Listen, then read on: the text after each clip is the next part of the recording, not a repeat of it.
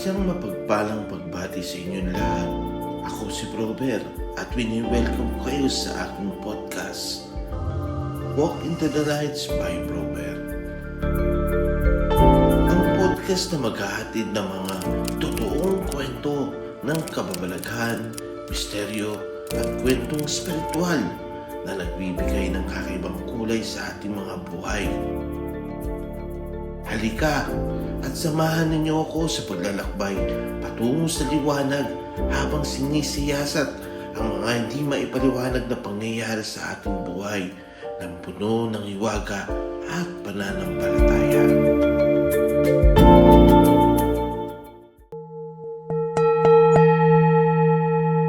This time, ating bibigyan ng daan ang napaka-interesadong usapin, no? At maaaring pwede na rin pagpulutan ng aral to at kaalaman na yun pala ang ibig sabihin o kahulugan.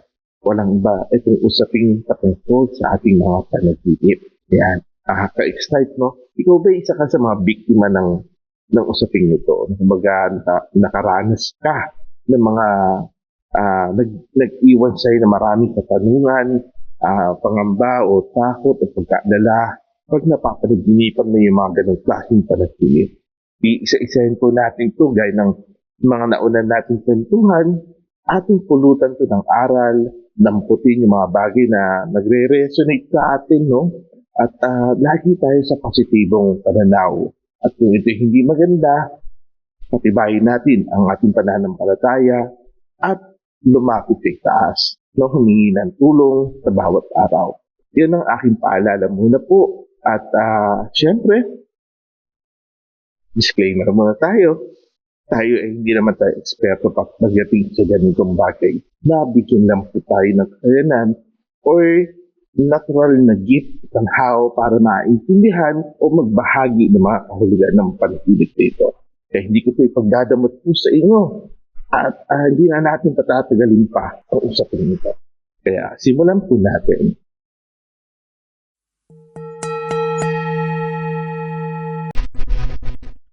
Bago natin ibigay ang iba't ibang kahulugan ng ating panaginip, mas maganda siguro kung tutukuyin muna natin kung bakit ito nangyayari.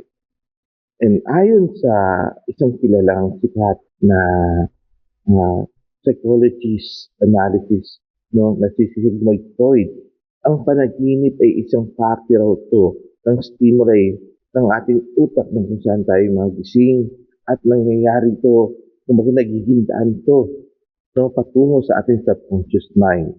Ay naman sa mga neurologist na dalubhasang nag-aral sa pagpatungkol dito. Ito yung mga parte somehow ng isang long-term analysis somehow na nagiging ang panaginip ay nagiging impacto ng kaalaman o mga experience natin dito na i-impact sa ating utak. Nangyayari ito during sa rapid eye movement na tinatawag o REM, kung saan yung lalim ng pagkakatulog mo, dun nagsisimula ang panaginip. Meron din nangyayari ng patulog ka, o mag-half sleep ka, pero may mga vision ka na o meron ka na mga nakikita na nagpo-project na sa iyong kaisipan hanggang sa na dire-diretso ka na nagiging malalim na yung tulog mo. Kaya ng mga experience na yan ay ating pag-uusapan. Bibigyan natin ng mga patungkol o kahulugan yung mga pangitain sa panaginip, no? I-discuss natin, kumbaga, bibigay ako ng isang halimbawa na itong klase ng panaginip nito, anong kahulugan nito? Yan, at sisimulan po natin ito. Ito yung isa sa mga una na madalas nangyayari lalo na sa mga may mga gift o may mga kakayanan somehow na napapasok sila sa spiritual na mundo. Ito yung panaginip nito, kagaya ng panaginip na ito, ang paglipad. Yan. Ang paglipad sa panaginip ay sinyalis ito ng panibagong chapter ng buhay mo. Ito yung isang journey o yung isang paglalakbay na tumutukoy ng isang karanasan na pagkakaroon ng kalayaan, no? Kalayaan sa pagtanggap ng panibagong hamon ng buhay, Ito'y isa ring pagtakas somehow sa realidad ng mundo at ito'y mga experience na nais mo, kumbaga ito'y mga desire ng puso mo na gusto mo magkaroon ng kalayaan. Yan ang kahulugan ng paglipad sa panaginip. Ito rin umuugnay din to, halos di siya nalalayo sa kahulugan ng patungkol sa hagdanan.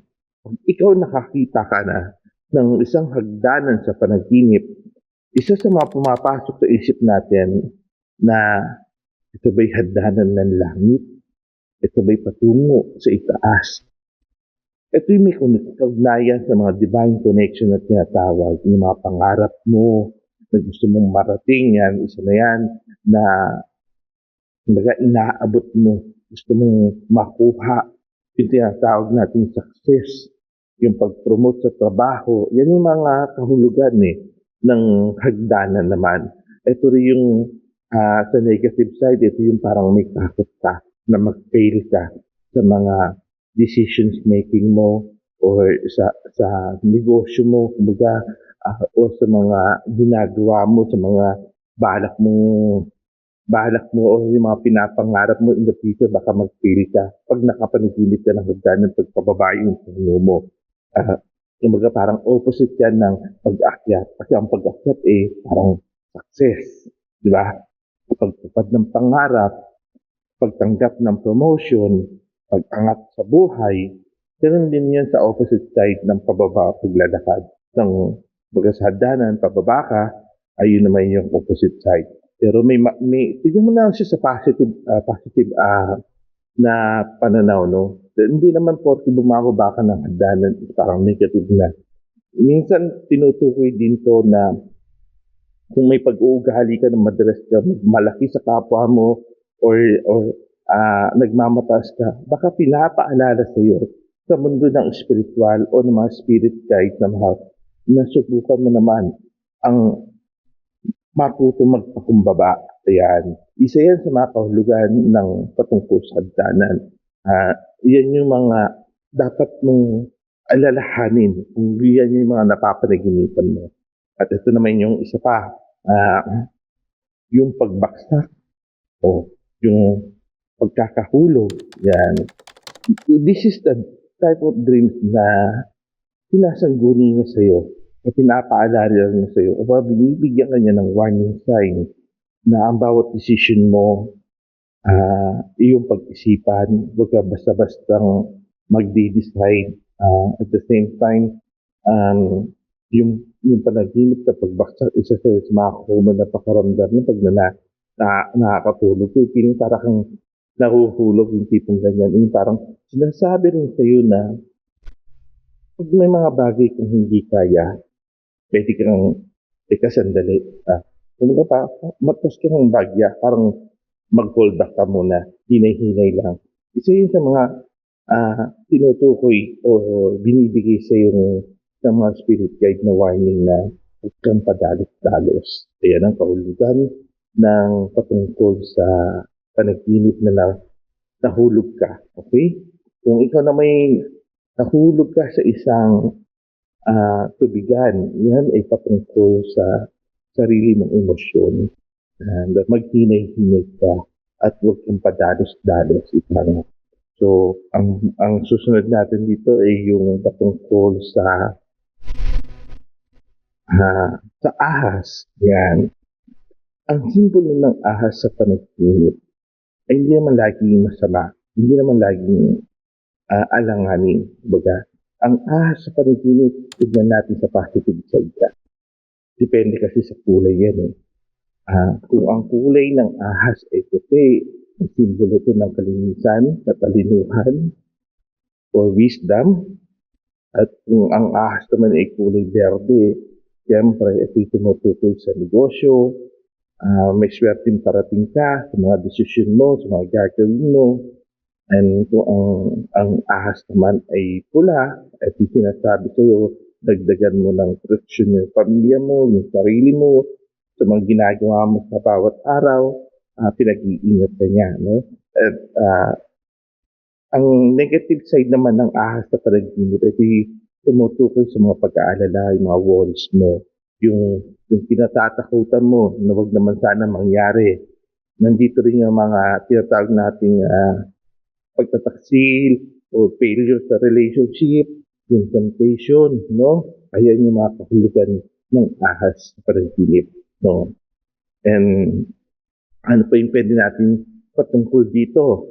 Siyempre, sinasabi rin dito yung patungkol sa pakikisama, no? Nandiyan yung paninira, nandiyan yung panganib ng pag-aabuso.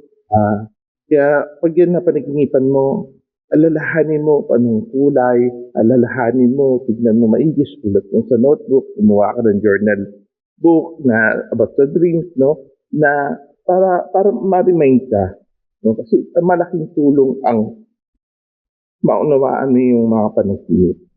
Mas magiging malawak yung kaalaman mo patungkol dito.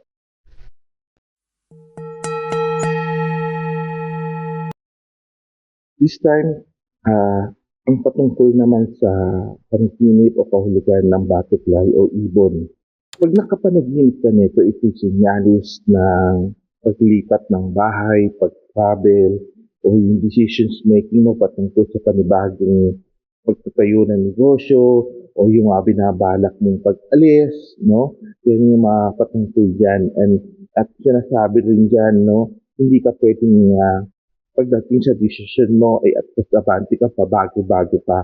Yan ang patungkol sa sa kahulugan ng butterfly at ng panaginip. Minsan inuugnay din to ng patungkol sa mga mahal mo sa buhay na yumao, pag napanaginipan mo to, at the same time, at sinasabi rin sa iyo na may decision kang gagawin na dapat mong pag-isipan ng maigi, na dapat mong matutunan, ay lalo na kung ito'y patungkol sa pagpapakasal o pag-iisang dibdib o sa relasyon. Ito yung mahatid ng kahulugan na magkakaroon ng panibagong partner o panibagong pakikisamahan sa trabaho o kung saan man parte ng pakikitungo. Ito'y tumutukoy sa ganung bagay. At ito'y nagsasaad din sa iyo na paalala na dapat maging masaya ka sa buhay mo kung ano meron sa iyo, maging kontento ka o ipagpasalamat mo to. Yan ang kahulugan ng ibon at saka ng butterfly sa panaginip. And then itong isa pang very interesting na panaginip eh. Dito makaka-relate yan ng gusto eh. Ano ba, Kuya Bear o Bro Bear, ang kahulugan ng panaginip na yung panaginip na may namatay o sa isang pabaon na nakita mo yung taong yun, buhay naman siya.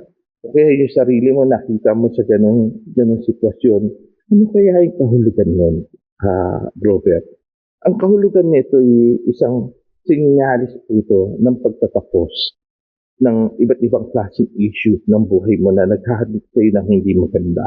May isang decision na somehow na inuutos sa iyo na dapat mong harapin at dapat mong tapusin.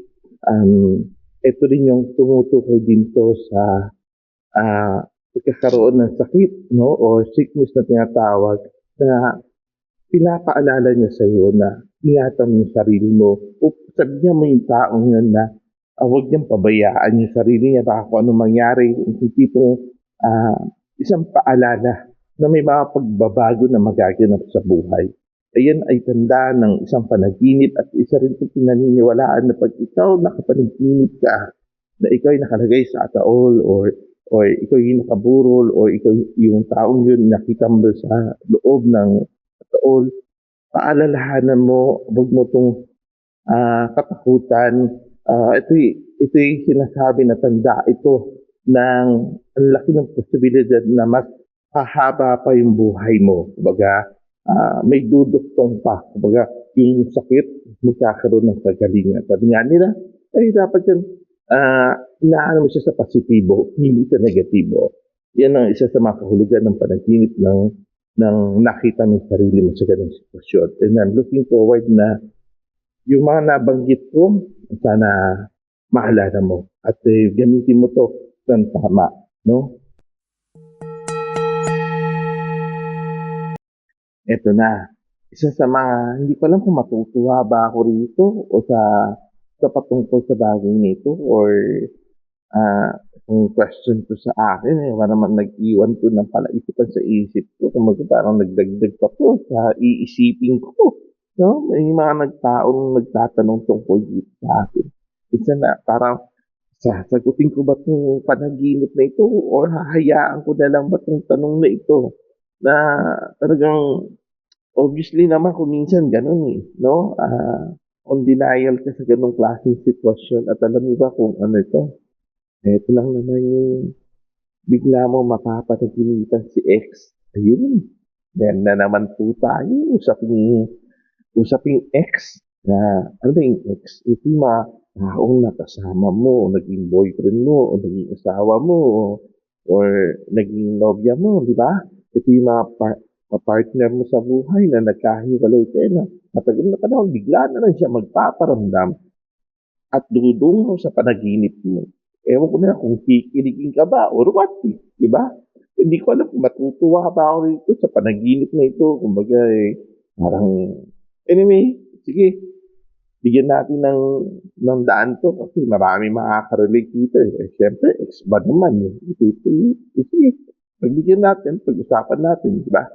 O, so, ano yung kahulugan ng panaginip sa tungkol kay ex? Pag ito, napanaginipan mo, kumbaga, para sa akin, ito opinion ko ha, opinion ko to, ako to, okay? At ito yung parang naituro sa akin o yung download sa akin patungkol dito. Pag ikaw napanaginipan mo si ex, ano ba yung nararamdaman mo? Yan ang tanong ko eh. Ano yung karuktong ng kwento na yun? Diba? Um, napanaginipan mo si ex sa isang ex rin na nagkita kayo, nagkausap kayo, diba? Masaya kayo or what? Pagdilat ng mata mo, kinilig kang bigla, diba? Parang, parang ganun eh. Teka, bakit siya? Diba? O, mapapatanong ka ng ganun. Kumusta na kaya siya? May mga ganung moment ka, diba? Huwag mong i-deny yan. Marami nakakaranas niyan, hindi lang ikaw. Ha? Huwag kang mag-alala, okay? Ang patungkol diyan, ito lang yan.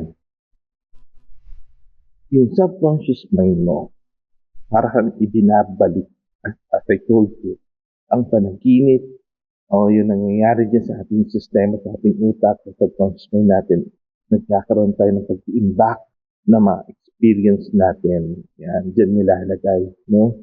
Kaya, minsan, bumabalik tayo sa nakaraan. At patungkol kay X, ang kahulugan niyan ay pag-alala, no?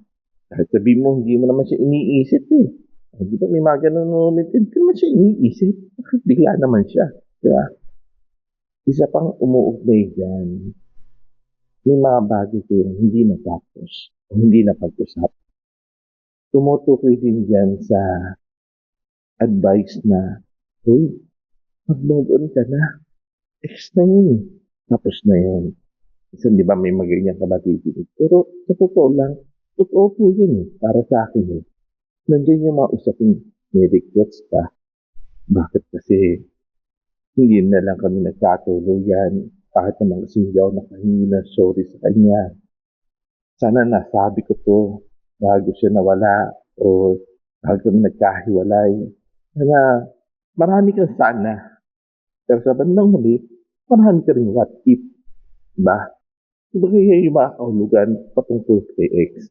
Nangyayari yan, kumbaga, isang bagay o isang dahilan na maaaring meron pa dyan sa puso mo, kundi nandiyan pa rin yung pagmamahal mo.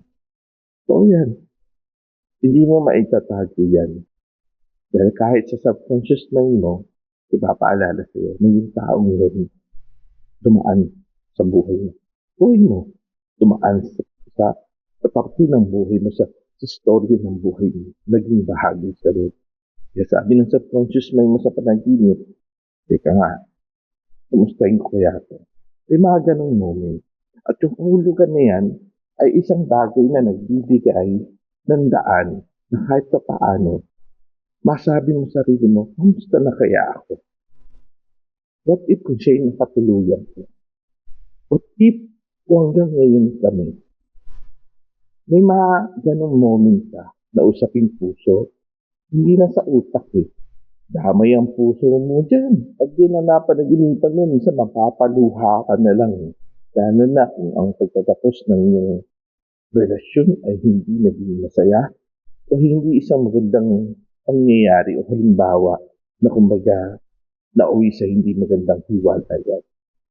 Kaya, kaya nga sabi ko kanina sa inyo, bago ko buksan ng patungkol ko hindi ko talaga alam kung ako'y matutuwa or what, kumbaga.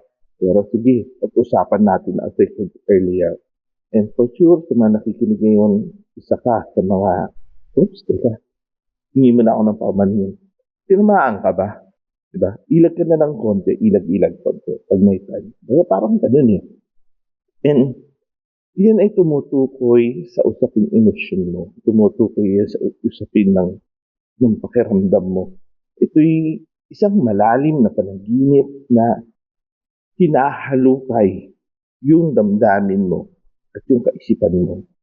I-deny mo man yan na bakit nga siya?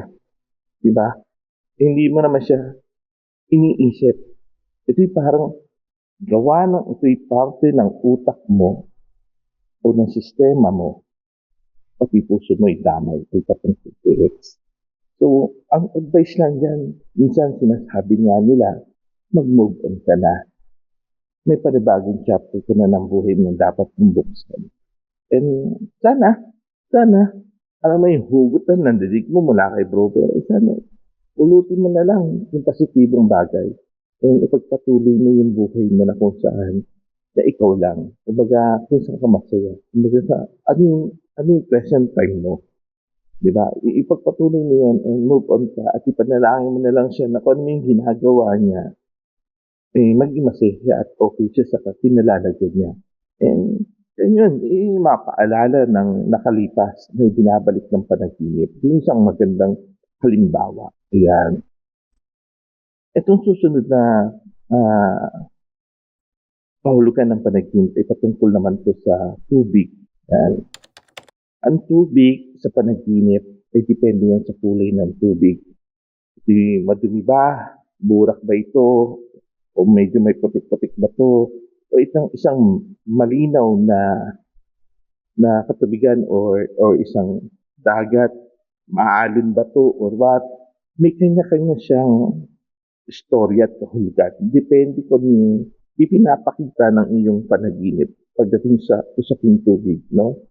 Let's say, nandun ka sa isang karagatan, maalon, no? Na parang tipong nalulunod ka. Yan. Itong isang klaseng panaginip na ito, parang tinutukoy sa iyo o ina-advise sa iyo na kinakailangan mo ng tulong, no? Natulungan mo yung sarili mo para makaahon ka. Tulungan mo yung sarili mo na hanapin yung solusyon kaysa sa problema sa buhay mo.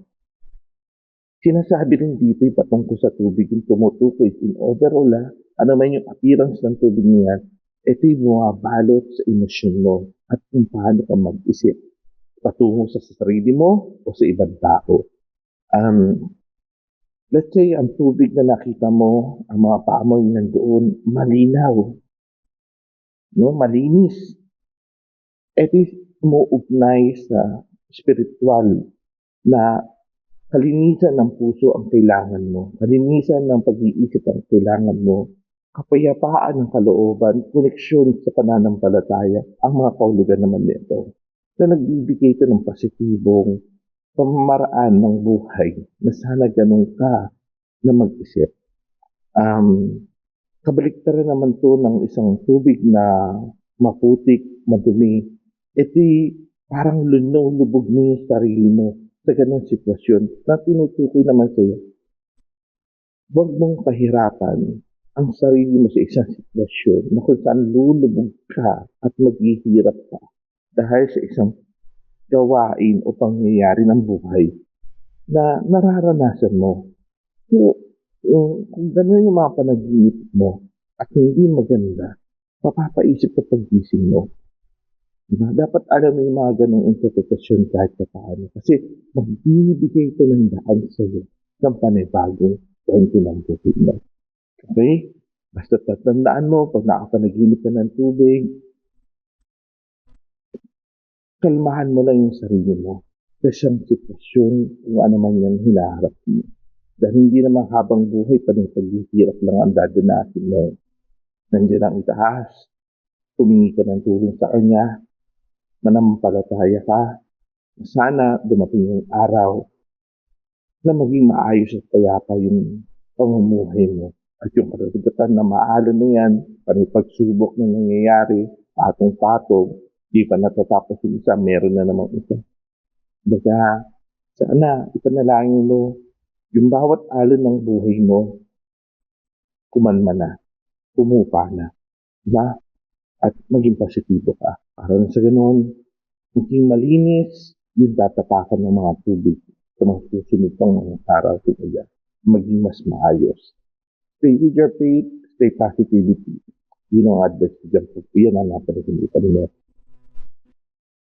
Ito pa, pagdating naman sa espada, sword, armas, kutsilyo, mga matatalas na bagay, ang simbolo niyan sa panaginip ay katapangan. Tinuturo sa iyo na maging matibay ka sa pagharap ng pagsubok mo sa buhay, mga challenges na darating sa iyo, mga pangyayari na mapapaisip ka, kakayanin ko ba ito? Diba? Lalo na kung napanaginipan mo at ikaw'y humaharap sa isang sakit o mayroon kang pagsubok patungkol sa health mo or what, at napanaginipan mo na ang kutsilyo o yung sword or weapon somehow, sinasabi sa iyo ng spiritual na mundo na maging matatag ka, maging matapang ka, na harapin ang bawat kirot na dadanasin mo o pinagdadaanan mo. Kaya yun yun ang ibig sabihin niya, maging matapang ka at lumapang ka sa buhay. Okay? Eto, Kuya Bear, nakapanaginip ako ng pagbubuntis. Nakita ko yung sarili ko. Ang laki ng tiyan ko. Diba? May nagtanong sa akin yan. Ang tanong sa kanya, ano gender mo? Yan, nagbibiro lang ako. Yung kagad ang tinanong ko, sa kanya, hindi, sinisigurado ko lang po. Okay, kung ikaw nakapanaginip ka ng pagbubuntis at ikaw'y dalaga, hindi na ibig sabihin yan, agad-agad yun ang mangyayari sa iyo. Hindi. Ang kahulugan ng pagbubuntis sa panaginip ay yung paglago ng ng ng sarili mo, yung pag nagmamature ka, needed mo mag-mature. At the same time, yan yung growing, yung process ng pag-grow mo sa sarili mo, no? Pagtupad mo rin ng pangarap, yan. Ito pa, ang isa sa negatibo ng pagbubuntis sa panaginip ay yung tandayan ng responsibilidad at obligasyon, no? May asawa ka man o dalaga ka at napanaginipan yun. Sinasabi sa'yo ng spiritual na mundo, maging mainit ka. Magkaroon ka ng sense of obligation o yung responsibilidad mo sa sarili mo, lawakan mo, pagkaingatan mo, ganun din yung sa ibang tao, kung may responsibilidad ka, gampanan mo, at sinasabi sa iyo na pangalagaan mo. Kumbaga, ang isang sitwasyon na hinaharap mo, dalaga ka man o may asawa ka or what, dapat mong pangalagaan yung sarili mo at dapat mong unahin at piliin kung saan yung mapapabuti ka yung sarili mo, hindi doon sa mapapasamang sitwasyon. Okay? Ang kasunod dyan ng panaginip ay yung nakapanaginip ka naman ng nakahubad ka. Okay?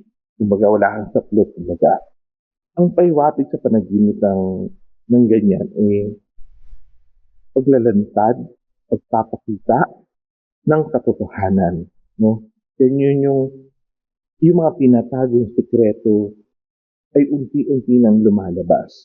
O unti-unti itong ilalantad. Either ikaw o yung mga taong nakapaligid sa'yo na mga nakakaalam. Yan, nandito yung process ng tinatawag natin ito na paligid ba, ito yung people trust issue, no? Yung tiwala. Ayan yung sinasabi ng spiritual sa'yo. Yung tiwala mo, hanggang saan? Hanggang kanino mo ibibigay? O kanino mo ikukwento yung yung istorya ng buhay mo. Kasi I do believe, hindi lahat ng istorya ng buhay mo dapat mo ikwento. Kasi hindi naman lahat ng tao handang makinig sa'yo ng mga kwento mo. Hindi mo alam yan, concern ba yun sa'yo? Meron nga, akalain mo, concern siya sa'yo. Yung pala gusto niya lang madinig, malaman kung ano yung kahinaan mo o yung mga bagay na hindi mo dapat ikwento. Kasi pagdating ng araw, traido rin ka, kukwento sa iba, ganito, ganyan, ganyan. Kaya maging maingat ka sa paglalatag ng mga baraha mo. Kumbaga, may mga moment kasi na sa tipong, teka sandali, may ganun to. Dapat ibang ikwento to.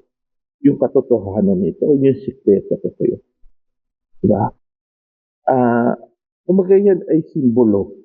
Ang panaginip na nakaubad ay yun ay simbolo ng sinasabi sa iyo na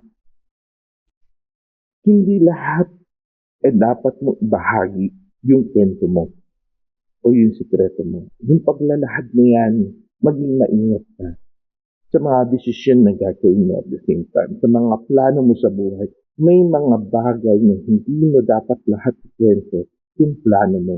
Kasi mahirap. Bakit ka mo? Hindi mo alam kung yung pinagkwentuhan mo ay nagdidiwang din sa ikasasaya ng buhay mo. Baka naman sila pa'y maging dahilan para hindi matatag yung pinapangarap mo. So maging maingat pag yan ang napanaginitan mo. Okay. Nakapanaginip ako, brother, ng tumatakbo.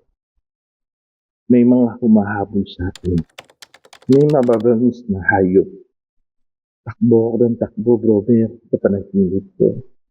Para wala akong kapaguran. Anong ibig sabihin kaya nito? Yan, titignan po natin yan, no? Ang kahulugan po niyan ay pagharap, no? Tinuturo sa'yo ang isang sitwasyon mo na dapat mong harapin, ay dapat mong ayusin, kumbaga. Hindi lahat ng bagay o sitwasyon ay dapat mong talikuran o takbuhan. May mga pagkakataon dapat kang pumili na ng mga pagharap o solusyon na ipupukol mo sa bagay na pinatatakutan mo o sa ayaw mong sitwasyon. Bang nalalagay ka sa isang sitwasyon na alanganin, harapin mo. Yun yung tinutukoy ng panaginip niyan. At ang mabangis na hayop ay sinyalis din po yan ng pagkakaroon ng mga tao sa paligid mo na hindi pwedeng pagkatiwalaan. No? Kaya maging mapili ka sa mga kaibigan mo o sana piliin mo yung mga taong may concern sa iyo. Kumbaga yung mga taong gusto ko makasama, ano man meron ka, nasa magandang sitwasyon ka man o pangit sitwasyon ka. Maging parang yan yung tipong panaginip na red flag kung tawagin na binibigyan ka ng paalala na sana kung sino man yung makakasama mo, kilitasin mo, kilalanin mo. Kasi mahirap yung kaharap mo, tinatraidor kapag talikod mo. Yan yung mga tipong inalagaan mo, bigla kang kakagatin, bigla kang gaganutuhin, di ba? May mga ganong pagkakataon no, na hindi naiiwasan, lalo na pag usaping pamilya, usaping kaibigan. So whatever it is, pag nakapanaginip ka nito, maging alerto ka, maging wise ka, sa mga pagdating sa negosyo, pagbibitaw ng pera, kasi nandiyan yung tipong baka pumasok ka sa maloko ka o may scam ka ng sarili mong kaibigan o ng ano.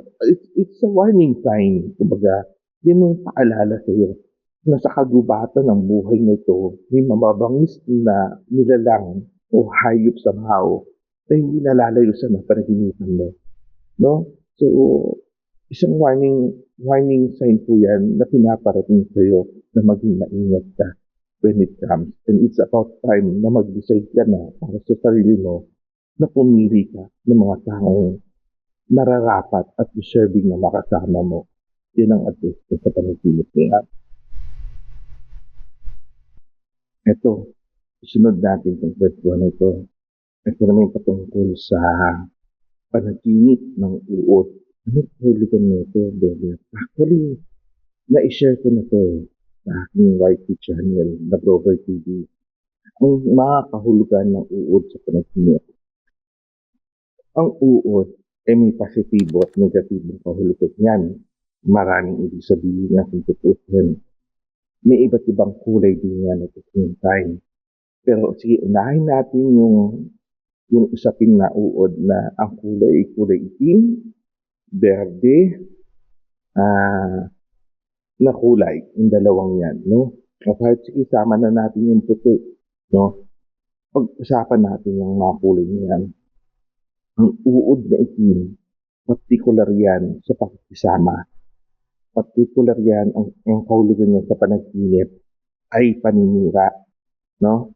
Inggit o pagsaselos o may pakay na hindi maganda. Pag yan ang panaginipan mo, yun ang ibig sabihin yan. Okay.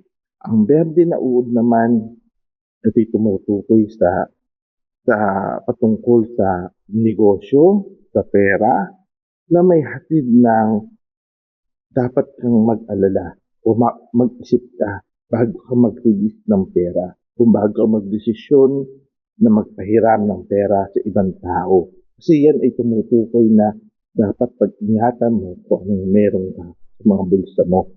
Yan ang kahulugan ng uod na green. Then yung uod na puti, no, yung maraming or yung inaalis mo sa balat mo o hinuhugot mo yan kung saan parte ang katawan mo, eh yan naman, yung mga personal issue mo.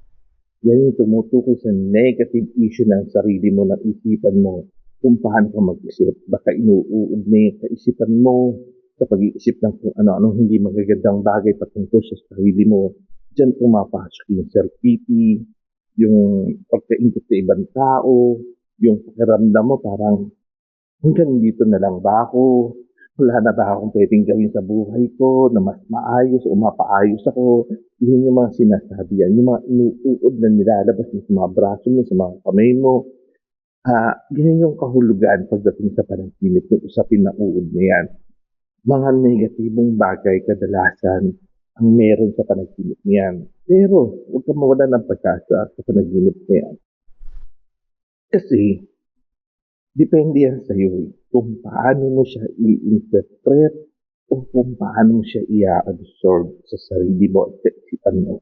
As I said kanina, doon ka sa magandang pananaw o sa positibong pananaw. O, okay, let's talk about sa ganitong paraan. Ang uod sa positibong pananaw. Okay. Ang uod na maliliit, na marami, na parang bigas, itanda naman yan ng kasaganahan. Kung yan ay titignan mo nakahain kumbaga sa mesa o nasa plato, no? Nandun yung mga uod na nagsisigapang na marami. Yan ay sinasabi kayo may opportunity darating na maganda sa iyo na huwag mong sasayangin, huwag mong hahayaan na sirain ng ibang tao yung mga plano at pangarap mo sa buhay para matupad. No, lalo na kung ang panaginip mo yung uod na green, nasa prutas, so yan ay tumutukoy sa bunga ng buhay mo, yung magandang buhay mo. Huwag mo hahayaan masira yan o makita ka ng ibang tao, ng mga taong may gadget sa'yo o na unti-unti ka bumabaksak o sa negosyo mo o what. Pagkaingatan mo, yan ang tinutukoy niya sa panaginip, no? At yung intindi niya sa panaginip, kung positibong pananaw yan, pinapaiwas ka sa mga may masasamang pag-uugali, mga may masasamang mag-isip, o yung mga tipong mahilig humatak ng mga taong paunlad na yung paakyat. Pilit ka nilang hahatakin. Yan ang advice dyan. Pag yan na napanaginipan mo, huwag mong katakutan, huwag ka mag-alala. Mag-isip ka kagad ng positibo. Ito ko, positibo ko. Magiging okay ang buhay ko. Yun ang dapat mong gawin eh. Yun ang dapat mong matutunan eh. Pag na yan mga napapanaginipan na patungkol dyan. Okay? Meron pang isang panaginip na talagang makaka-relate kayo. At for sure, baka isa ka sa mga nakaranas nito. Alam mo kung ano to? Yung patangkol sa ngipin. Yan. Magandang usapin to eh. Kung tutusin. Kahit inyong lingkod, naging biktima ako nito. Itong panaginip na ito. At talaga sinasabi ko na yung mga nakakausap ko na humihingi ng advice at nagtatanong patungkol dito. Talagang kahit sa akin nangyari, no? Hindi ko na i-digital yung patungkol sa akin, pero naranasan ko to. Ang patungkol sa ngipin na natanggal, nahulog, nabarag, nasira, naglaglagan, yan ay sinisimbolo na at pinaniniwalaan na kahit ng mga ninuno natin, mga matatanda, no, na ang ibig sabihin yan ay may mawawala or it's a sign of death of your loved ones. And sadly to say, sa akin, nung naranasan ko yung panaginip na yan, sa loob ng isang taon, maraming parte ng buhay namin na hindi naging okay. Kumbaga, nakaranas kami ng sa loob ng isang taon na nawalan ng ilang miyembro ng pamilya. And kahit gano'n yung nangyari, I'm still believing in the presence of the Lord na pinapagpagdiyos ko pa rin yan. And mas naniniwala ako na hindi to coincidence. Ang ginawa ko, mas naniniwala ako sa patungkol sa destiny na oras siguro na nila na mamaalam, umalis, like my mom and dad. And, you know, may mga ganun eh. Sa loob ng isang taon, nagkasunod-sunod. Kasi ang panaginip ko noon ay natatandaan ko maraming ngipin ang nalaglag na sabay-sabay. And sabi ko, Lord, whatever your will, dun ako sa kagustuhan mo. Ano yung nais mo, dun ako. And mas naniniwala ako sa iyo na lahat ng yan ay plano mo at destiny nila, kung ano man yun, pinapasa Diyos ko. Yun ang ginagawa ko pag ganyan. Tapos pag gising ko, gawa nung alam ko na ito yung signs of death, may mga nakasanayan tayo eh. Nandyan yung ikahagat mo siya sa pagkagising mo na naginip ka ng ganyan, nalaglagan ka ng, o nabungian ka, nasiraan ka ng ngipin sa panaginip. Ang ginagawa ko, pina-advise ko, kinakagat ko to sa kahoy, o kaya ibinubulong ko to sa halaman, o kaya kinakagat ko to sa metal. At yung metal na yun, let's say, kutsara, tinidor, itinatapon ko yun ng malayo. No? Yung yung binabasura ko, at pinapasa Diyos ko, whatever it is, kung ano man yun, in your will, sa itaas, ikaw na bahala.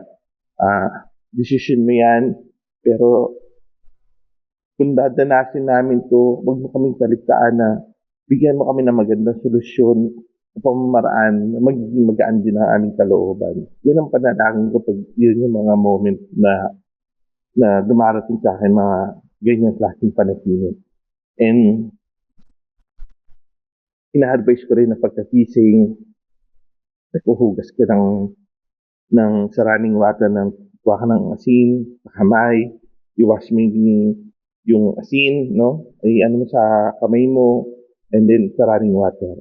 Yan. Then, dasal ka, pagpag ka ng katawan mo, ganun, pagpag, para ano may negativity na paiwatik, huwag nang dumating. Parang ganun, kumbaga, ginagawan mo ng paraan para mabigyan mo ng proteksyon, hindi lamang yung sarili mo, kundi pati miyembro ng pamilya mo. But it so happen talaga na nangyayari na nawawalan tayo pag mga ganyan. And as I said, mas naniniwala ko na destiny nila yun. And kapit sa itaas, pananampalataya ang dapat na meron tayo pag ganyan mga klaseng panaginip. At huwag yung babaliwalain, no?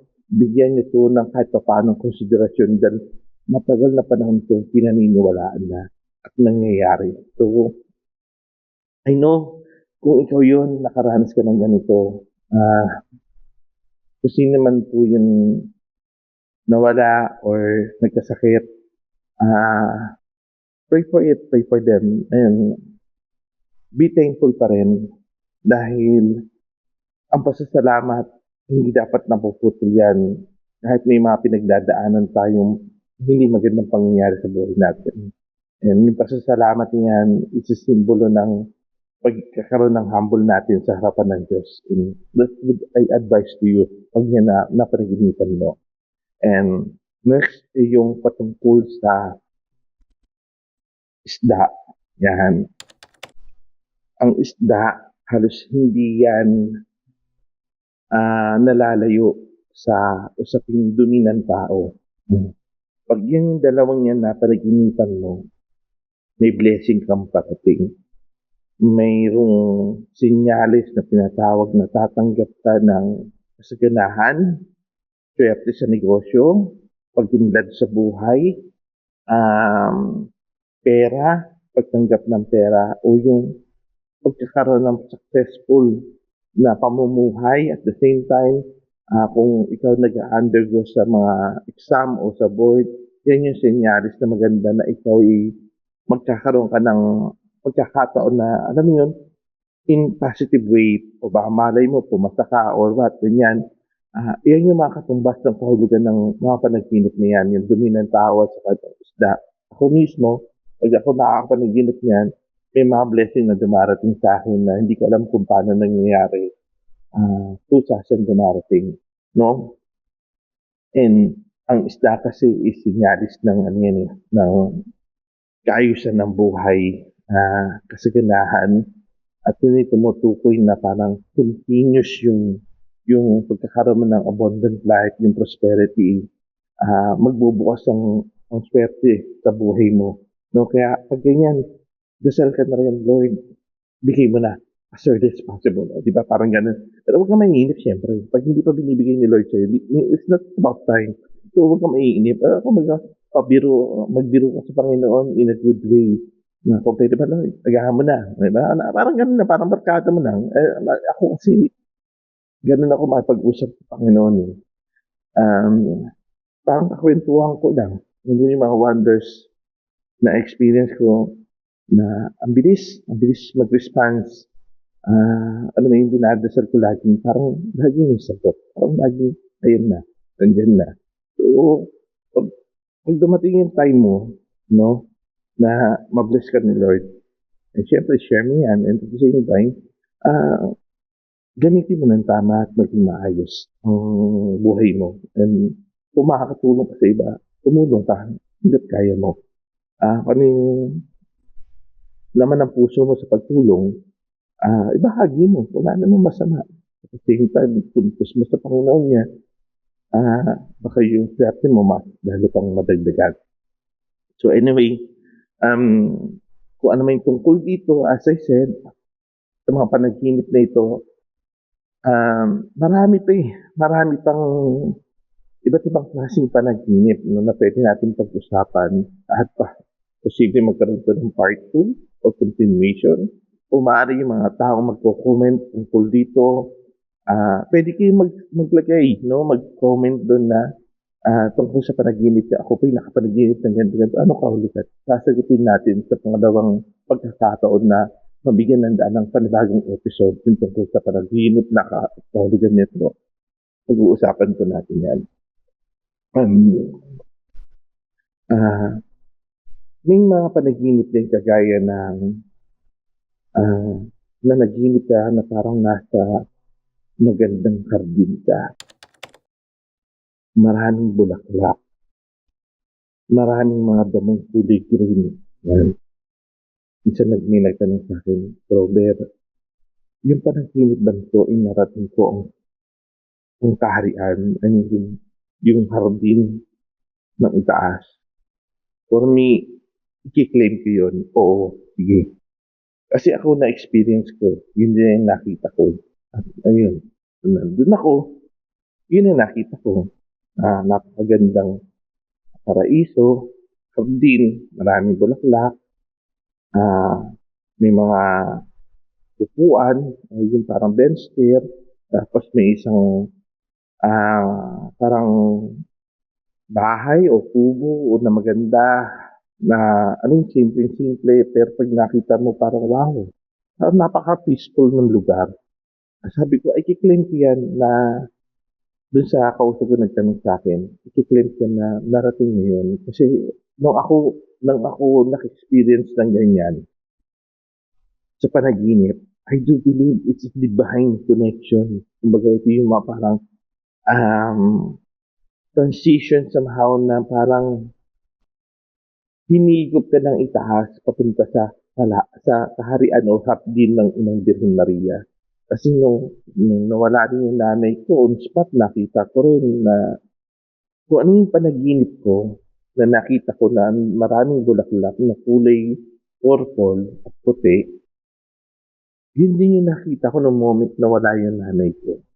And then kasunod nung yung salubong niya o yung pagharap niya sa mahal na Birhen Maria. And it was so amazed, nakaka-amazed na tumutuloy yung luha ko in a moment na nakikita ko sa vision ko yung nanay ko umakit na sa itaas diretso. Para bang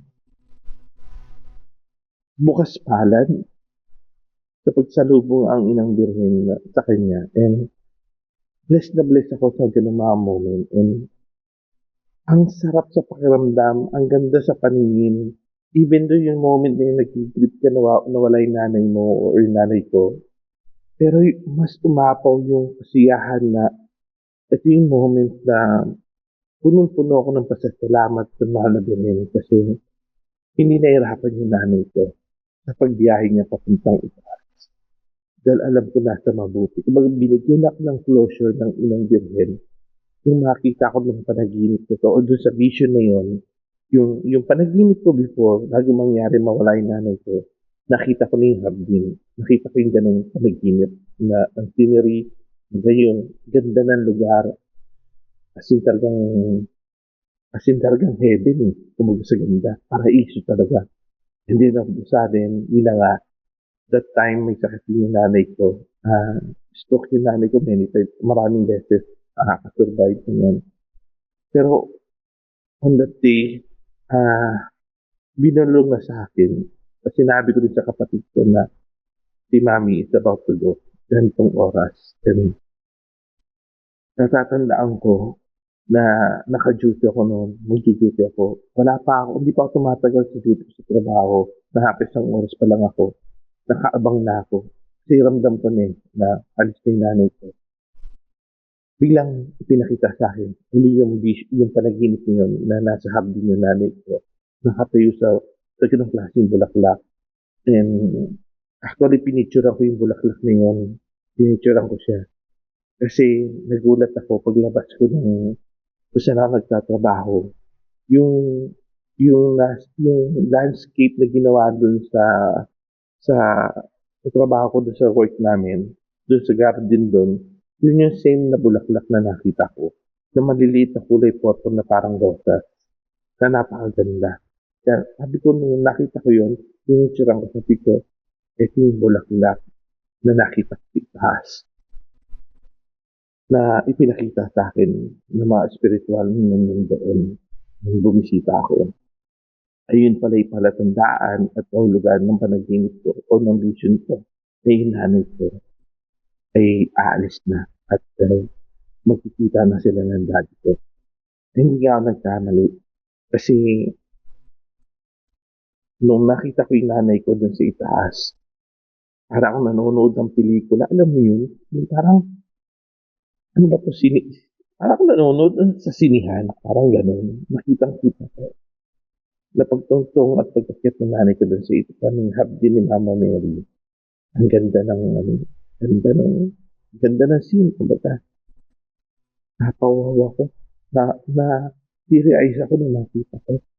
Kasi, sinalubong sila ang pati.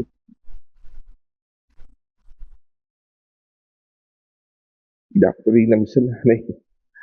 Ito, sabi ko, mag-ano lang ako eh. Episode lang. Ayan. Paumanhin po sa inyo. Sadali lang po, saglit lang po. Medyo, hinga malalim muna si Brother.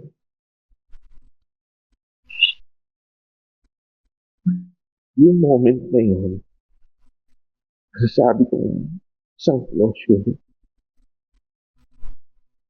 yung malaman mo na yung mahal mo sa buhay, muling hindi na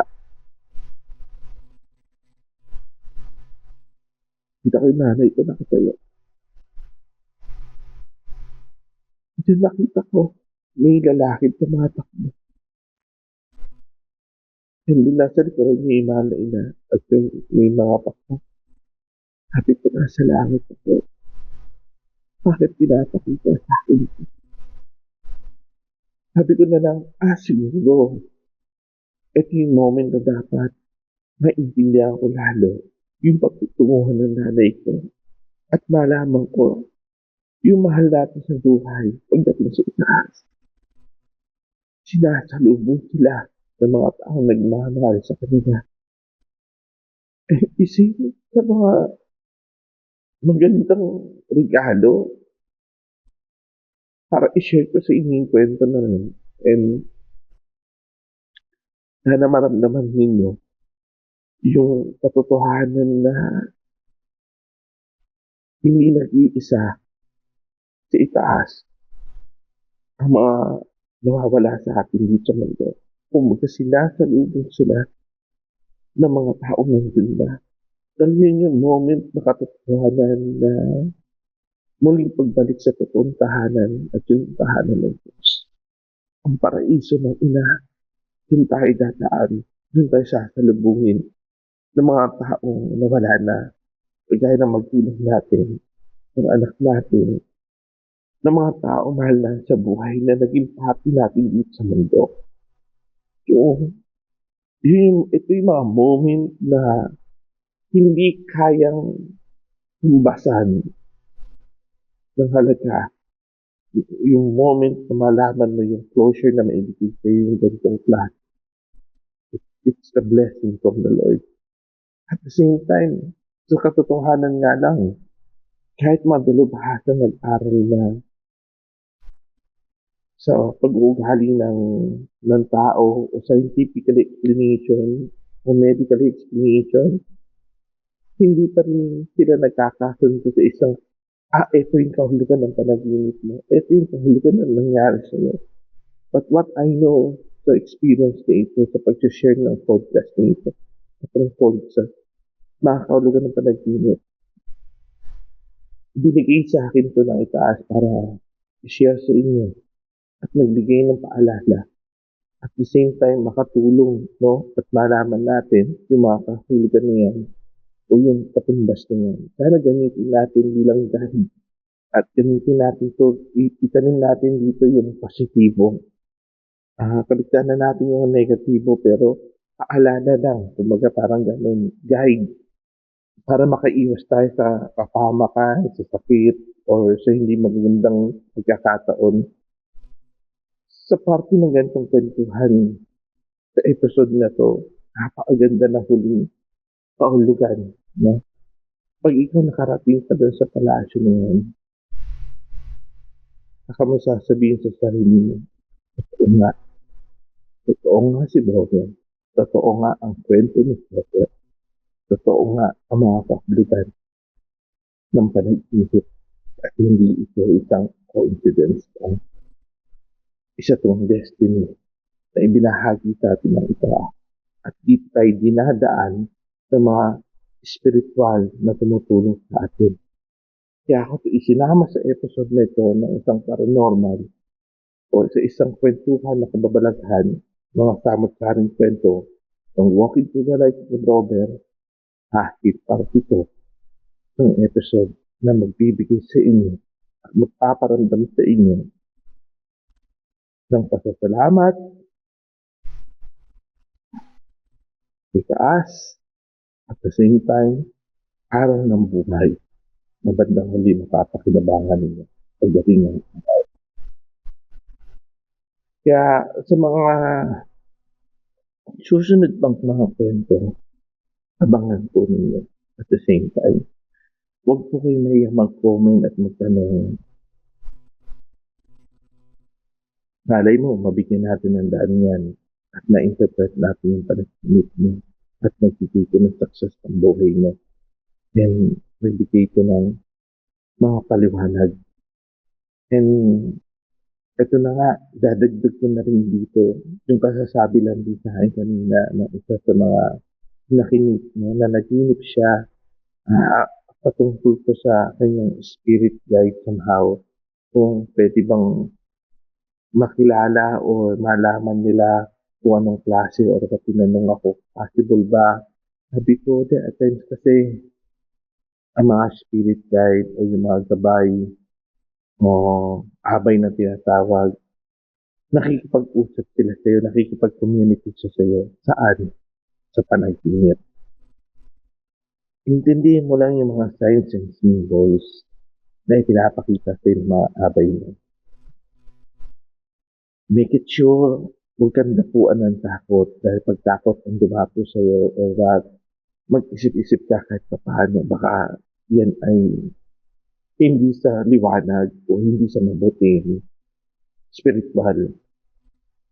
Kaya iwasan mo, kumbaga dasal and bigyan mo ng protection sa sarili mo at the same time.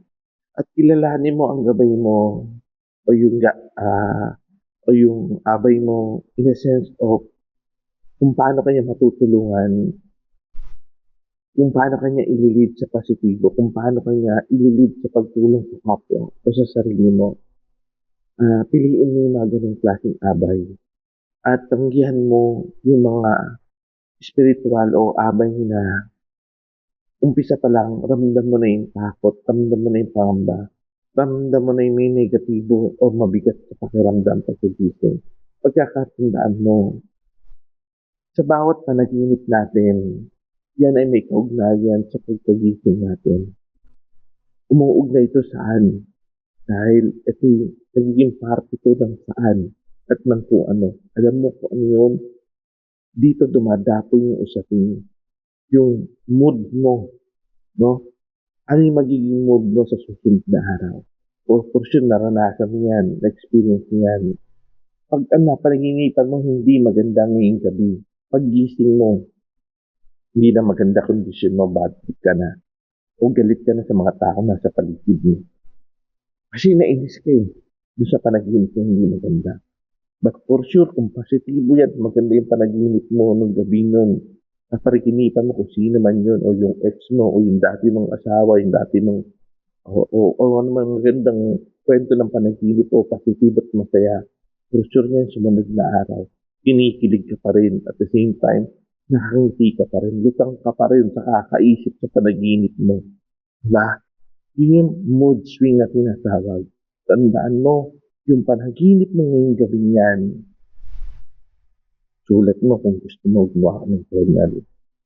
O yung panaginip ng gabi yan, kung hindi maganda yan, i-cleanse mo na kagad yung sarili mo. Mag-salt ka na, salt bathing. No? Para may protection ka bago lumabas ng bahay. Walang negatibo na darating sa'yo o hindi magandang pangyayari. Nasa positive side ka. Then, kung maganda yung panaginip mo, i-claim mo na yan. Akin yan. Ang kinin mo na kagad. Baka nakapanaginip ka, manalo ka sa ganito, swerting ka sa ganito. Diba? I-claim mo na kagad yan. Ang kinin mo na.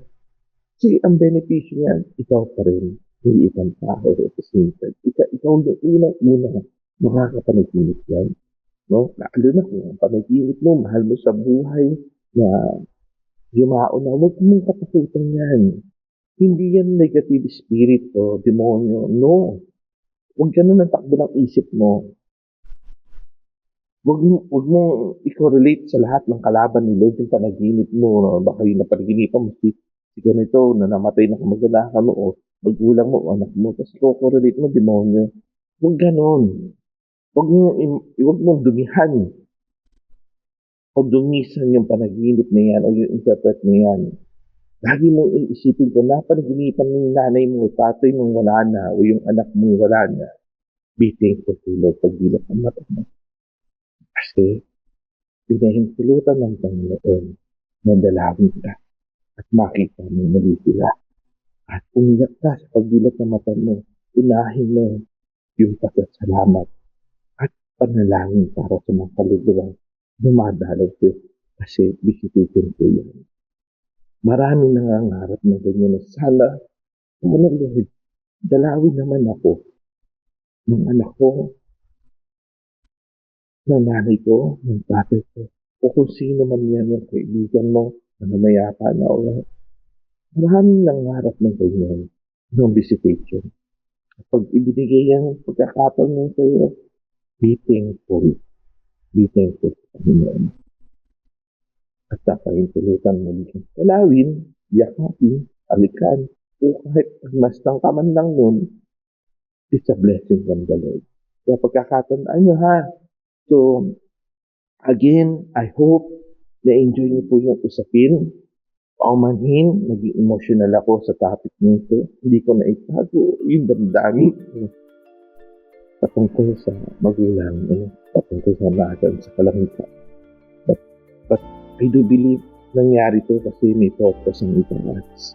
O may mga pusong dapat matouch o may mga kaisipan na dapat alam mo yun, dapuan ng ganitong klaseng usapin para mas maintindihan at huwag katakutan yung mga panaginip.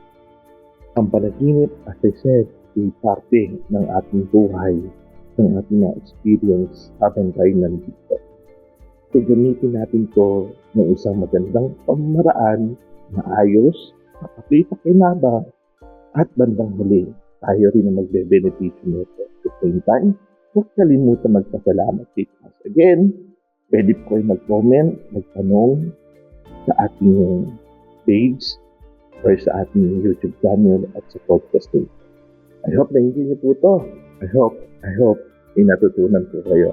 Malay niyo, sa susunod, may part 2 tayo dito sa usapin nito. Ako po mismo, nagpapasalamat muli po sa inyong lahat. Thank you po na muli po kayo nakinig, nanood, at sumilip at sumbaybay sa ating podcast nito. Walking to the Lights by Robert. Maraming salamat po and God bless po sa inyong lahat. Thank you.